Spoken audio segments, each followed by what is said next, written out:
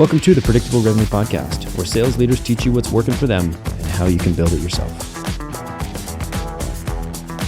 This episode of the Predictable Revenue Podcast is brought to you by our sales coaching and consulting services. Are you looking to create repeatable, scalable, and predictable revenue? We've helped thousands of companies grow their business with tailored expert advice backed by testing to ensure they establish the best practices that'll work for them. Head over to bit.ly/predictable revenue coaching to learn more. Jake, welcome to the show. Thanks, Colin. Great to be here. I'm excited to have you. I'm excited for two reasons. One, because of Josh, who recommended you. Two, the title, hands on, hands off. Anytime I can work Karate Kid, Mr. Miyagi, into a podcast is a huge win for me. I was old enough, young enough that like the original Karate Kid was like a movie I watched when I was younger. It was one of my favorite movies when I was little. So, you know. Do you have a favorite Karate Kid? Any recent ones that you like? I watched the original. There's some of the more recent ones. The original. Yeah, original. Like the new ones in the Cobra Kai, whatever, they were good. Mm-hmm. There's just something about like I like the original thing. You know, if we talk about like cars, I want to look at like the original cars. Right. You know, I don't. You know, like the new Ferraris and things look cool. Not that I drive a new Ferrari, or even an old Ferrari. I would be super happy One day. But like the Hot Wheels, I could buy the Hot Wheels. Yeah. I like the old Ferraris, not the new ones. And I think the same applies to my like movie choices. Don't you? I enjoy the Cobra Kai element from sort of a nostalgia factor, and was really enjoying, 80s hair bands and ballads. But ultimately, the original Karate Kid, I think, is the right choice there too. Totally. I think the one kind of recent example where they did a really good job of kind of pulling the through line through is Top Gun, Mm-hmm. Maverick. Yeah, and Maverick. Like it felt like the same movie, but the second version. Yeah. 2 years later. I loved it. Massive job. Yeah. Agree. I don't think these are hot takes by any means. But it is an interesting lead in because we're kind of talking about on this podcast, in this episode, we're going to talk a little bit about change. We're going to talk about change management because it kind of feels like we're at a bit of an inflection point in the VDR world. I feel like 10 years ago, there was this huge jump from like nobody had outreach or sales loft or whatever it was.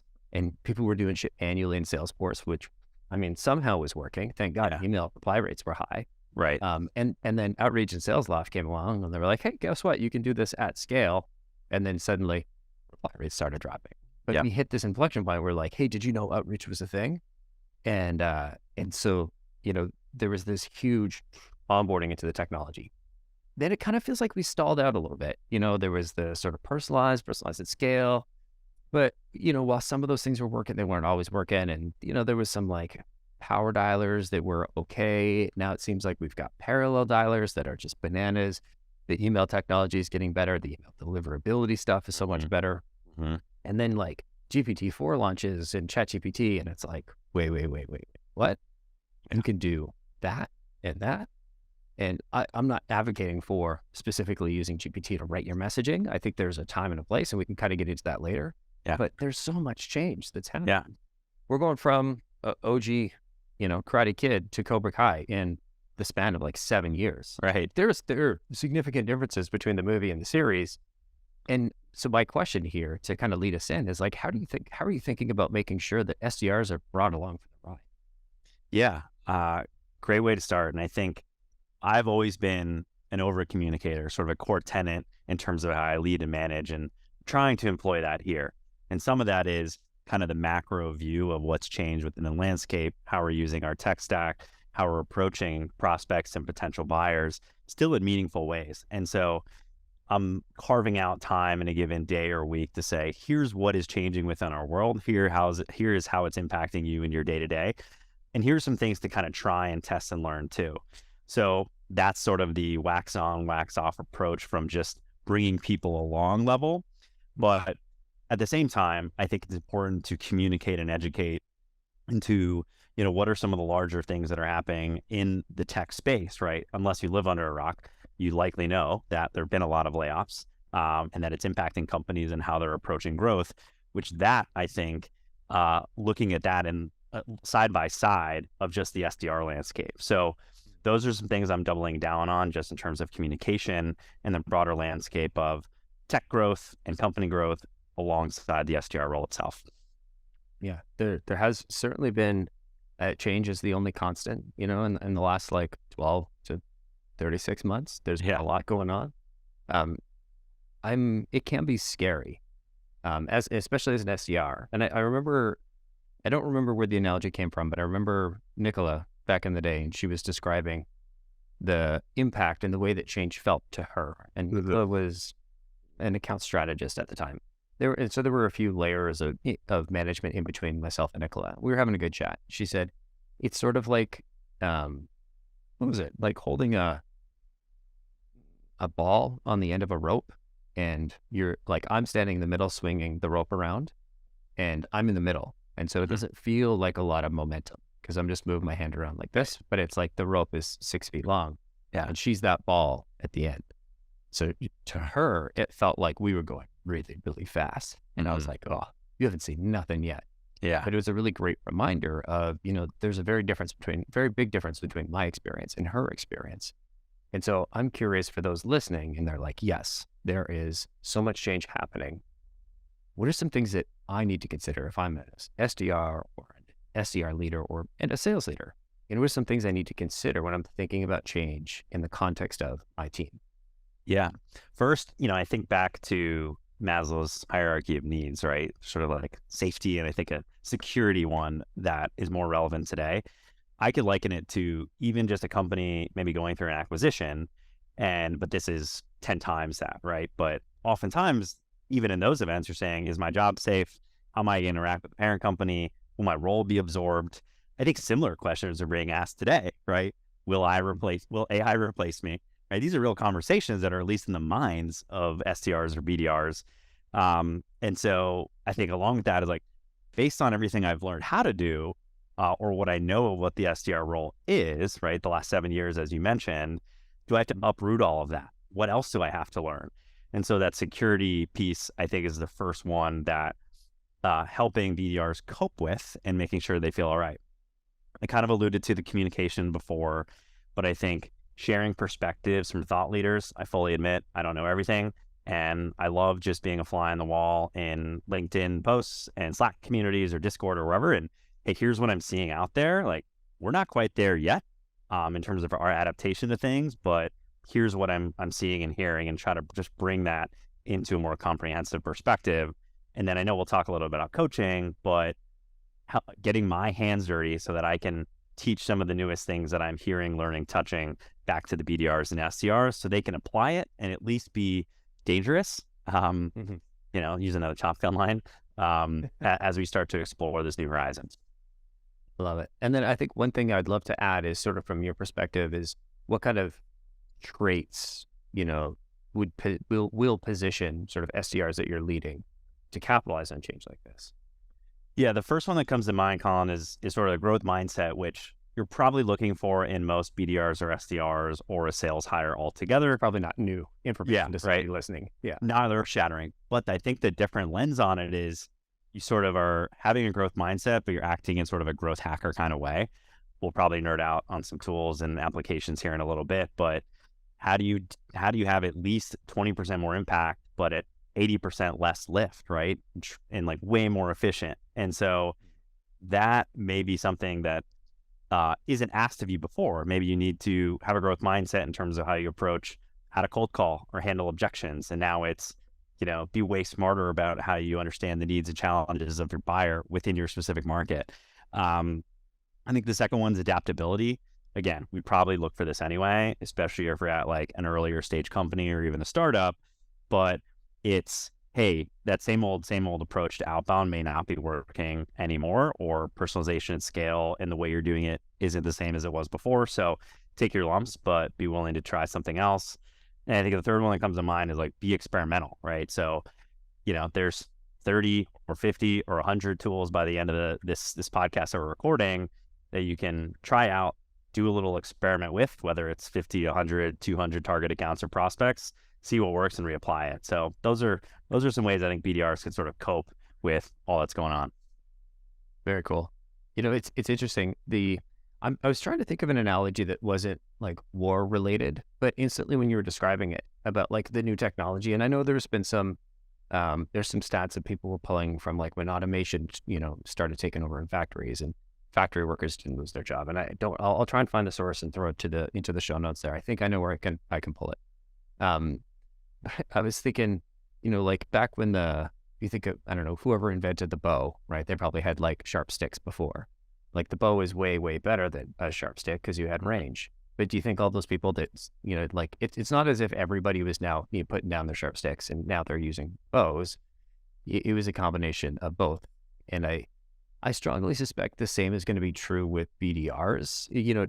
Now like the BDR role is going to get, or SDR, whatever you want to call it, is going to get more complicated. And now it's going to be learning to wear the Iron Man suit. Yeah. You're Tony Stark without it, but you're Iron Man with the suit on. Right. And like your company, there is zero world where your company is like, you know what? I want less growth. Yeah. Maybe we can double the output of our SDRs with a couple of tools. So let's fire half of our SDRs because I want to grow less fast. Mm-hmm. And I don't see a world where that's going to be, as long as the BDRs are productive and they're actually, producing, meetings starting in the pipeline. But that's not really a BDR productivity function. That's really more like a product market fit function. Yeah. I just don't see a world where some people are like, you know what, we need less sales. We need less growth. Yeah, I echo that, and maybe a slightly different angle to it is, well, are you still using BDR SDR function in a way that is your farm system for future AEs? And are they better prospectors and meeting generators because they've done it now in this new age way or all around this inflection point? And so, sure, you still may need to coach them in different ways on how to sell more effectively in your company, but they will be wearing that Iron Man suit in a different way when they get to that next level. And so maybe the growth isn't immediate in, say, the 6 to 12 months, but when they get that next role, they're going to approach it in a different way. And that growth maybe will pay dividends just a smidge later. Totally. I think the counter argument to our argument is that, well, if BDRs are twice as effective, you need half as many to hit the same growth goals. And then you're shifting gears into tools as opposed to people. But I'm not sure the math is going to work out there because it's not like the sales tool is, the equivalent of one person. So maybe people are going to get more, revenue efficient. But I just don't see a world. I'm not sure if I see a world where people are like, you know what, let's grow less. Yeah. Let's fire a bunch of people. Yeah. I do think too, I mean, in the advent of more tools, more interesting tools, different use cases, does it get harder to make them sticky? Does it, because of the learning curve or that's different, or because, something else comes out even better a little while later? Like, does that make even the investment in tools versus people a wash, right? So I wonder if that could factor into it too. I think, we were talking about sports a little bit ahead of time, and I think it raises the game. If you look at somebody who was a dominant player in, any sport 25, 35, 50 years ago, that player you can't put that player as like copy paste them into today's world as that player with that player's experience and background and put them into and expect them to do the same. Like it's just totally different environments, and it's probably vice versa. Although I suspect going down or going back in time, they're going to do a whole lot better just because we've learned so much. Yeah. I think with all of these tools, the game is going to get harder eventually. And I think where we're at now is an inflection point of there's somebody, a marketer, an email marketing person that shared this analogy with me years ago. And he said that marketing is just channel arbitrage. You're trying to find the channel that nobody's in, that nobody's on, that nobody's using. Because if you're early into a amazing channel, those are the people that are really early that get the majority of the results. Right. And then once the sort of early adopters and early majority come on, then you start to see the channel see diminishing returns, and now you got to start looking for another channel. And so I suspect, this like AI and dialer, there's an opportunity here for a short period of time, say 12 to 36 months, where like if you're doing this, it's going to be a game changer. Yeah. Reply rates, for your overall click-through rates, and your meeting booking rates. But I think in 3 years, it's going to be par for the course. Yeah. And when I think about like now in 3 years and the amount that an SDR is going to have to learn and grow and adapt, crazy. Yeah. And it kind of brings me to the next question, which is like, if you think about the change that's going to happen in the next 3 years, what does coaching through change look like to you? Yeah. I think part of it is probably got to rethink what learning looks like on your team too at the same time. So, we do like learning and development power hour once or twice a week, either focusing on a specific tool or a skill. I wonder if that skews a little bit more towards like tool, skills, and process. That's actually how I label mine, but it's got to be, hey, let's get awesome at prompt writing today. Let's try out Reggie or Lavender or what have you, copy AI in ways that are going to make you a better email writer, because that's ultimately the skill we want to apply, but different lenses of creativity. Before it was, how awesome can I personalize this email on my own? Now it's, how am I going to leverage ChatGPT in such a way that's going to help me do this at scale? So, that's a different learning set. And I think the pressure can be on the manager too, to be like, I got to learn this twice as fast as my team does. I better get going. Like, I guess I'll pour my scotch at 8 p.m. at night and like learn 3 tools and report back the next day. So that I think is a different way on sort of learning. And then coaching, at least within the SDR function, again, it might be a little less on the art of, are you a great cold caller? How are you taking your cold call frameworks, and more of, are you leveraging, how are you being 80% faster than you were last week or the month before? So those are some things I see in terms of how coaching might be different. Curious your thoughts on that, Colin. I drink the clay Kool-Aid, which sounds gross. It sounds like a gross concept, but you go back and listen to Varun and Eric. I think it's a couple episodes ago. I had those guys on, and it just, the AI inferenced prospecting or AI generated, what are we talking about? It was like AI processed intent. Yeah. Is the kind of idea that came out of that podcast for me. And I think that to me is going to be is potentially a game changer. Because what you have, so a core belief of mine is that targeting is better than messaging, is more important than messaging by a long shot. I think it's a huge multiplier. I think I've said this every podcast, but I could send a mediocre message to the right person, and it would do much better than sending a perfect message to a poor candidate or ideal customer fit person. And so, I think the tools that give us the ability to enrich and process and prioritize and sort, and then make inferences from data like we've never been able to before, are probably going to be improve our ability to target our customers when our offering is a little bit more relevant to them. And to me, I think that is a more important piece out of this, all of this AI and everything. I see the AI email writers. I'm not a fan. I do think like you could get pretty good. You can get pretty good. And there's certainly much better when GPT came out. But still at the same time, I think they're really, really helpful for writing the first version, and really, really helpful when you're stuck. And there are certain times when they're really helpful. But I think, what you're trying to hold up is 4 different ideas, about, okay, this is the targeting of the individual and this and that.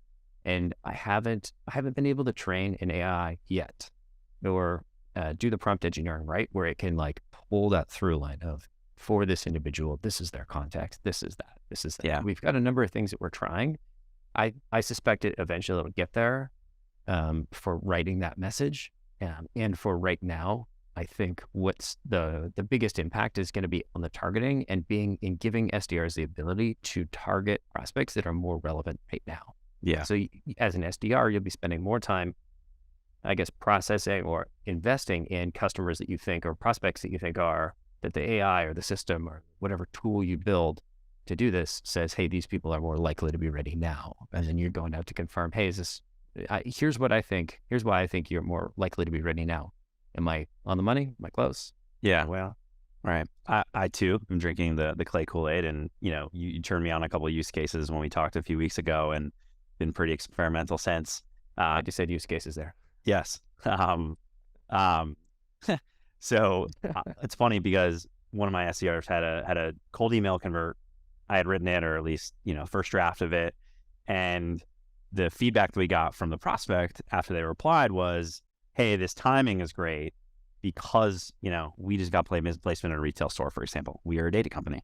I'm like, okay, well, either there's stuff that we can build on our own using our own data, or that plus enriching it with tools like Clay and the like to say, I guess we just stumbled on a pretty great either timing-based or trigger-oriented use case that is like a slam dunk. And there's like 20 different ways we could replicate that internally. So inference-based stuff started to click once we started chatting. And to your point, probably more about targeting than the best message or the best content or the best copy that AI or we could write. And you know what? I wonder if we're maybe worried about the wrong person here, because we're saying the BDR world's going to change. It doesn't actually sound like the BDR world's going to change at all. They're still going to be writing emails, making phone calls, talking to people. It's probably our jobs, the sort of in between the CEO and the SDR, the people that have to figure out the targeting, the systems, all of that. Yeah. It sounds like our jobs are going to change pretty dramatically.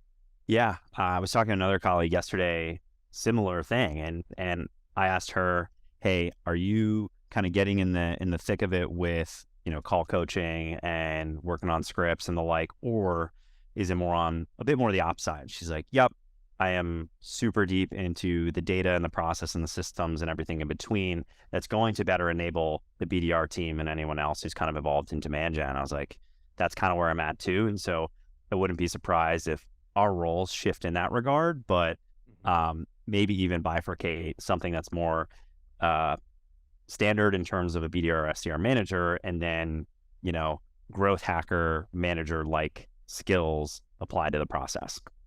Yeah. Yeah, it's interesting. I think we saw like the proliferation of RevOps. So I think it was originally like Salesforce admins, and they're like, Sales Ops is a cooler name. And they're like, oh, well, we also touch Marketo and HubSpot, so let's call us RevOps. And yeah, I totally support that.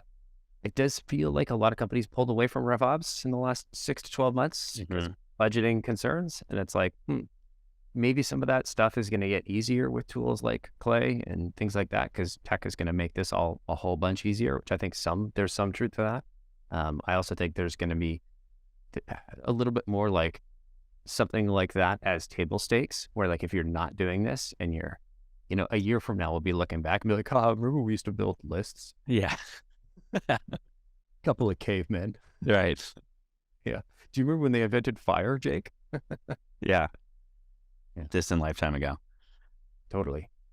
And so from your perspective, with all the new tools, like, do you have how do you think about like testing them out, looking at new tools or software or techniques? I know you read a lot on LinkedIn and you follow these groups. I've tried things I see on LinkedIn, or I've tried things, and like we had this whole series on Outbound Labs where I'm like, hey, send me your cool stuff and we'll try and validate it. We had a very low success rate of validating LinkedIn posts that we saw. Even like ideas I had, even tests we ran, we'd like validate and then invalidate it. Part of that process is such a small sample size that the data we're getting isn't really statistically significant. You're hoping that there's something that's directionally correct, but it's really tough to say. I'm curious, do you have a process? Do you have a style? Do you have a way you like to think about testing new stuff? It's probably a little more ad hoc than it should be, but thinking of it now, I wonder, are there skills that maybe my team needs some improvement around, or maybe things that slow them down, right? That I know we can speed up. And so if we go back to email writing for a second, maybe not long term the things that BDR, SDR should invest as much in, but like still, I think writing a good email or just being a good writer is still important. And so do we use a tool like Reggie or Lavender and say, okay, here was your initial canvas, let's whittle it down, but also understand the psychology of why it's better now, so that as you move forward, whether you're following up with a customer in a future role as an AE, like, how to write good emails. And so we'll experiment with the tool there. I think a lot of the vendors are pretty gracious in their trials. And so that's sort of like a skill development one. Then there's sort of the process optimization, which could be like, how to automate or create better lists or find targets or enrich data in other ways that we haven't before. And I don't need an earth-shattering outcome from those necessarily, but I want to be able to sort of nudge my team to then test, learn, and get better without me being sort of overly prescriptive in terms of what they should be doing from there. It is a fine balance between, I saw this new tool, I want to try it out. Now I'm going to force it down my SDRs' throats who are just trying to hit quota. Right. And how do you like, do you have a experimental budget? Do you do like the Google, like 10% or 20% time or whatever it is overtime in Scotch? Um, yeah, not necessarily an experimental or like a budget, but in talking with some leaders in my company, I think they're supportive of saying, hey, we ourselves, in terms of our own products and services, are trying to get as modern as we can. We're trying to apply AI in different ways. Our internal processes, in this case, kind of on the prospecting side, should mirror that. With the Scotch at night, right? It's like, oh, here, let me check a series of newsletters that I'm getting, or some Slack chats or Discord or what have you. Usually something will kind of pop out. I may just kind of consume and get some baseline knowledge of it and kind of put it in a bucket or a category of tool sets, and maybe parse out one or two to try out, or at least just learn a little bit more about what they do. Because it can be overwhelming, right? And we're already there. Oh, I mean, you send a new BDR, you send them to like Outreach or Apollo or SalesLoft, and they're like, wow, I thought Salesforce was a lot. Now you have this, you got to learn the Salesforce data object or models, and then you've got to learn the architecture of SalesLoft, Outreach, Apollo, and then you got to learn the architecture of how you do the searches for data. Right. And now you're like, okay, I'm figuring this out. And it's like, oh, and also we're going to sprinkle some AI on that. Yeah.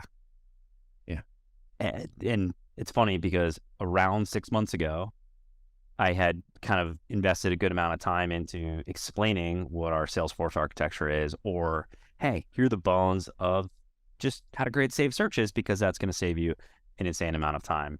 So as you put it into perspective, it's like, oh, here's 3 more tools that, sure, I may learn fairly quickly, but now I'm going to, nudge you or force you to apply. Yeah, that's tough. I got to be a little more empathetic. Totally. I think, to your point, like I'm not sure BDRs have to worry, but I do think like us sales managers, or I don't know if I don't carry the sales manager title, but I kind of see myself as like salesperson by trade. Mm-hmm. I'll take maybe partial credit for being a sales manager, but I think people in our positions might have to be worried. I mean, if so much of our job was managing to the metrics and, reviewing this and looking at that and digging through reports, the latest ChatGPT, is it ChatGPT plugin, which I believe is called the Code Editor. I'll find a link to another podcast where they do a screen share and they show you what's going on. You can just download a CSV of the results and just start asking and upload it to ChatGPT and start asking it questions. Hey, do some graphs, do some charts.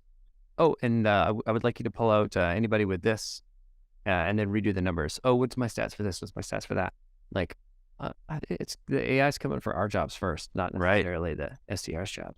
Yeah, I hadn't thought of it so much like that. I'm going to go, really have some deep thoughts about that later, clearly. But you hope it's additive in the near term at least. But, you bring up a good point. It's easy to say it's coming out for somebody else's job when it's not coming for your job. Yeah, right. And you're like, uh-oh, ruh-roh. I'll throw a link to that in the podcast. It's This Week in Startups from about 9 days ago. So early May, 2023, obviously. But I'll throw a link to you in the chat. You can check it out later. If you're gonna listen, go check out you could jump right to the 11-minute mark and go 11 to like 23 or whenever it's not this bad episode, but like the meat of it is only you'll get the gist in the first like 11 to 21 minutes. Cool. I definitely have listened to it at least twice. I listened to it and then I was like, I got to go watch this. And I went and watched it. It was neat. It's cool. It kind of segues naturally into like, what are you most worried about when it comes to like all the tools and the tech? So originally it's sort of this pace of change that we have to keep up with in some way, but there's a risk in getting complacent and just saying, well, given our stage, we're doing good enough, right? We're growing, maybe growing decently, but to your point earlier, like who wants less growth? And so there's just this complacency that could come to light to say we're doing enough, right? There's not much movement happening necessarily, but you start to begin to question like, okay, email deliverability, maybe not as much of a huge topic 6-12 months ago, but that's something that like keeps me up at night and I'm saying, am I doing enough there, right? I don't want 3 to 6 months go by and say, wow, didn't solve that problem, even though I knew it might come up. I don't want to fall victim to kind of some of these well-known challenges, but ultimately it's that pace of change that for both ourselves, right, or I guess as sort of the SDR managers, but so too like taking care of our people and making sure that we're bringing along for the ride, just keeping up with that pace and not being complacent. I'm jealous that you've only been like email deliverability only started impacting you 6 months ago. I remember, I remember the like panic of we were 100% email based. Must have been 2017, I think. And I want to say the big drops were like when they introduced SPF, and then when they introduced DKIM, and then when Google introduced TensorFlow, were like the three catastrophic. Oh, and DMARC. Yeah, so I think it was SPF, DKIM, DMARC, or SPF, DKIM, TensorFlow, DMARC, like the four major drops. And when we plotted out our email deliverability across the company, you can see like four, it's humming along, and then it's like, bro, and then it kind of recovers when we figure out, oh, you got to add SPF records, right? This is when they implemented SPF, and I wasn't really following the news, and then it's like, oh, there's this other thing, and there were like 4 grades in our deliverability over from like a 3-year period from 2017 to 2020, maybe 2016 to 2019, I think was the 3 years that we snapshotted. And it just went from like, an average of like over 10% to like 5, maybe. Yeah. It was a challenging time. Yeah. This isn't to say that I'm just recently thinking about it, but I think the pressure cooker element is probably going to creep up considerably more sooner. Just yesterday, I may get the date wrong, but do you know when the first official spam email was sent? I do not. I think it was like 1978. Good email newsletter from Todd Capone, I guess shameless plug. He just put out sort of a whole history of email within sort of the sales profession, and sort of the godfather of spam, who I think was just trying to get 30 people or 300 people access to a product demonstration, and the easiest way to do it was email them all at once. So I'll forward that to you. Pretty awesome history of like when email started all the way through today with kind of email deliverability and kind of the main concern. Awesome. I remember I think I was listening to a podcast and they were talking about the ARPANET and the guy. Yeah. And I was like, you could send it to anybody throughout all these universities. And he's like, well, I'll send this email out to everybody. Yeah. It kind of reminds me of the days in high school when, I don't know if you had Windows machines or Macs at your high school. But like for me, when I was going through, it was pretty new to have computers in your high school, and nobody in the high school was really good at computers. And so you could just like send these like Windows broadcast messages to like every computer. Wow. That's where you got your penchant for that type of activity and being awesome at hotkeys. Possibly. I think it was like my dad, I really wanted to play. It was like, I was 10 years old. I really wanted to play this video game and we couldn't get it to work. And my dad was trying to free up space and like deleted some core system files. And my uncle had bought me this game. My uncle was a medical officer, a doctor in the Air Force. And I was like, loved my Uncle Matt. And he got us this game and I really wanted to play this game. And then the game didn't work. And honestly, I think this is where the bulk of my computer knowledge, just that where that flywheel of that snowball really started picking up, like rolling downhill, is because I wanted to play this game so much that I probably spent more time, and I'm not exaggerating here, I guarantee you I spent more time trying to figure out how to make Falcon 3.0 work on my Windows 95 machine than I have spent playing any other video game ever. Wow. Because it was 1995, the internet was there. Like, I was 10, the internet, was not quite what it is today in terms of searchability. I think I was probably using Alta Vista, You couldn't do a site search. There was, your searches through BBSs. So I think that's where all my like nerdiness came from. But we're not here to talk about Falcon 3.0, although kind of it's on theme. It's on brand. I am kind of curious though, like going back to the Windows 95 days, what do you miss about the old days of prospecting? Yeah. Cheesy prospecting to an extent, but one thing that comes to mind is it was the first direct mail campaign that I had been a part of and helped execute.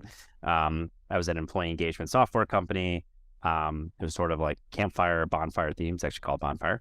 and we decided to send out s'mores themed packages and to 100, 120 companies or so, predominantly local, but we did it all manually, right? And so it's like, got the supplies, bought all that, assembled these little boxes, but the thing that I remember the most, and this is maybe the cheesy part, is I hand wrote all the notes. And this is before, Sendoso, Alice Postal sort of proliferated.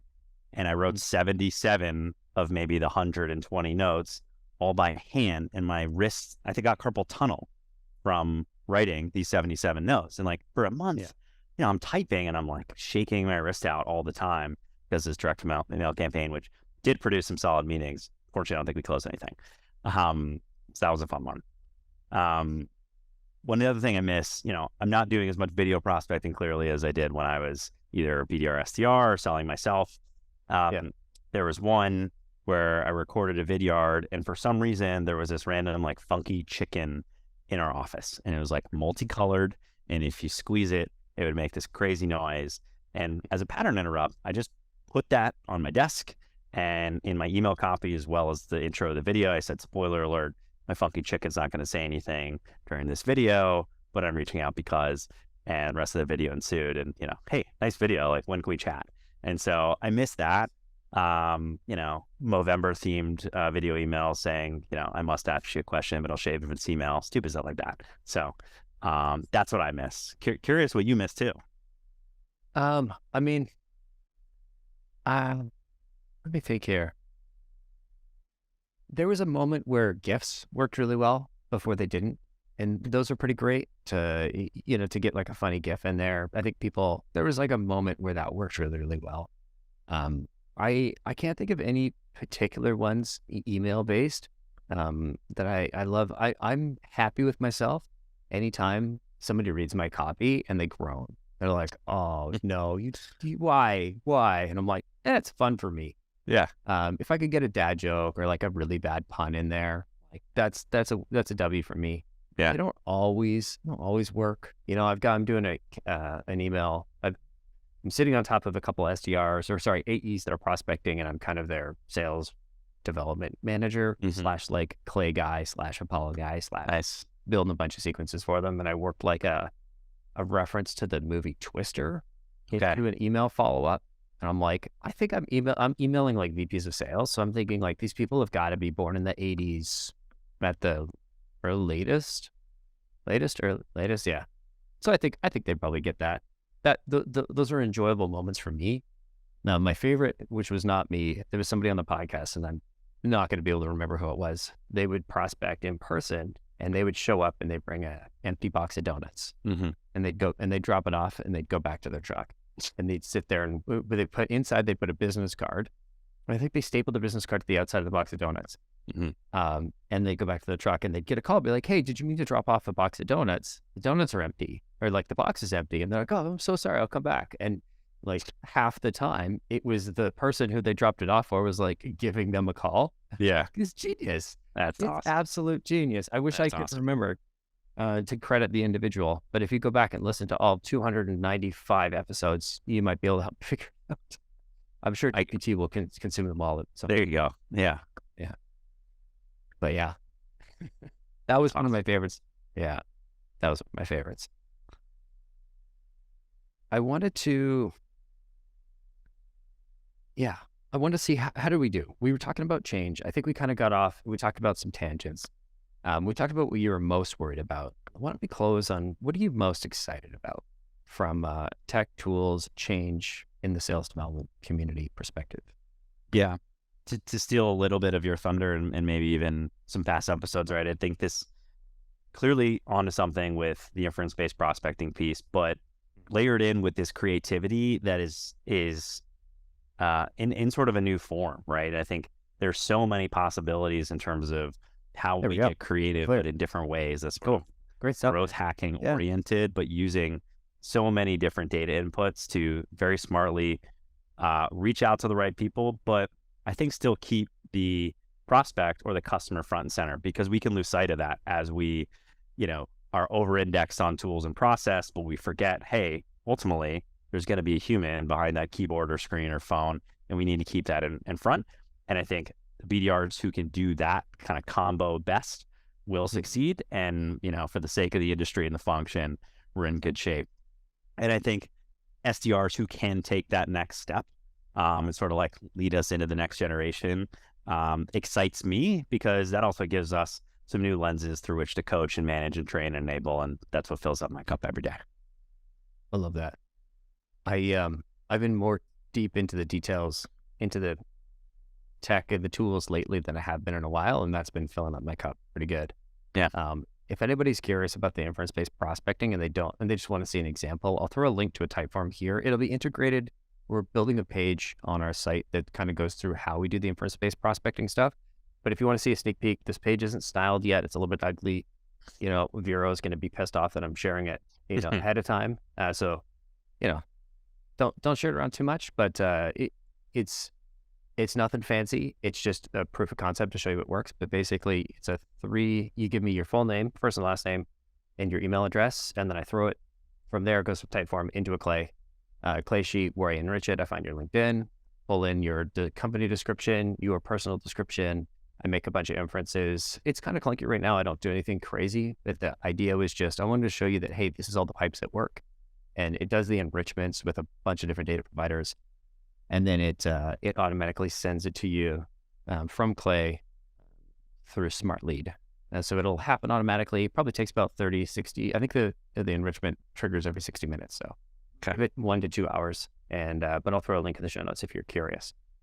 Those are the fun things that I think if you're comfortable with the technology and you enjoy kind of thinking through all of the different possibilities, it's just going to add so many different layers of complex plays that we can run that, like, man, I feel like I'm getting into these tools and I haven't even scratched the surface of what's possible yet, which just, I hate to be too breathless about it, but I'm like, I'm still figuring out like cool stuff to do every day. Yeah. So, yeah, that's what I'm excited about. Hey, it's fun. That's cool, right? Yeah. Change is fun. The same old like breakup email, is there a crocodile in your office? That was funny. That was absolutely hilarious the first time I saw it, but I saw it in like a template that Aaron used to send Salesforce back in 2005. Right. Seeing it in 2015, it's like, okay, I've seen this. Yeah, right. Yeah. Jake, So I only do business with people with curly hair. I used to put that in mine. That was a long time ago, but like, different. We could infer so differently now than we did in 2015. Totally. Yeah, mine was like I would do something similar, but only left-handed folks. Okay. Come so far. Thank you so much for coming on the show today. If people want to get in touch, talk to you about the things we talked about today, or talk about, coming to work for you, what's the best way for them to reach you? Yeah, just find me on LinkedIn. Search good old Jake Bernstein on there. There may be a few of them, but hopefully you can put a face to the name if you're watching here on YouTube. But LinkedIn's best path. I'm on Twitter as well, Jake Bernstein 21, and would love to get in touch, chat whatever you want. Awesome, man. I'll throw a link to your LinkedIn in the show notes. So wherever you're listening, watching, check those. Thanks for coming on the show, Jake. Thanks, Colin. Talk to you soon. You bet. Thanks, everybody. We'll see you all next week.